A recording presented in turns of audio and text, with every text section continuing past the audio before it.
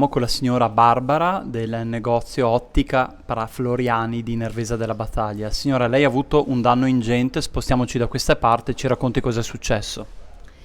Noi abbiamo avuto un danno ingente perché praticamente siamo stati colpiti nell'interrato dove noi abbiamo il magazzino dello studio di ottica e del negozio appunto di ottica. I danni ingenti perché noi nel magazzino abbiamo oltre a occhiali, astucci per gli occhiali, pelline e quant'altro, quindi diciamo una sorta di minuteria, però abbiamo anche della strumentazione del laboratorio ottico che è una strumentazione molto costosa e quindi non ho ancora la quantifica dei danni in termini finanziari, però le assicuro che è un danno importante.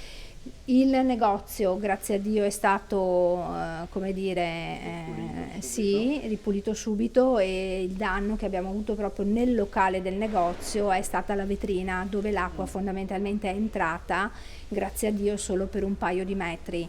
Quindi insomma anche i mobili, siamo riusciti a spostare tutti i mobili, i tappeti, quant'altro e quelli insomma li abbiamo messi in salvo, però comunque c'è tutta la pavimentazione da ricomporre, da rifare. E a che ora è stata avvisata di questo danno Allora in lei? realtà io ero qui ieri sera quando è scoppiato il tutto Che e ora era? erano intorno alle 8, 8 e mezza e anche se io francamente non me ne sono resa conto subito perché stavo lavorando, ero collegata in videoconferenza per lavoro, per cui presa un po' anche dai discorsi che stavamo appunto affrontando in videoconferenza, avevo intuito che c'era un po' di pioggia e anche della grandine, perché è cominciato con la grandine, però veramente nel giro di pochissimi secondi, di pochi minuti, si è proprio scatenato l'inferno. Io quando mi sono resa conto, sentendo dei rumori particolarmente forti ed erano sostanzialmente i signori che abitano nell'appartamento sopra che si erano accorti che appunto l'acqua stava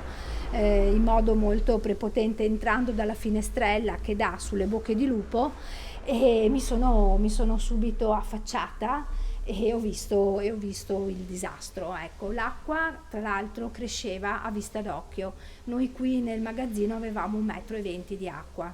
Stiamo ancora pompando, i vigili del fuoco sono stati celeri, anche se a dirle la verità Nervesa è stata colpita tantissimo, per cui gli stessi vigili del fuoco hanno dato priorità ad alcune abitazioni che erano addirittura prese peggio di noi, abitazioni, quindi Sono state proprio. evacuate anche delle famiglie. Esatto, esatto.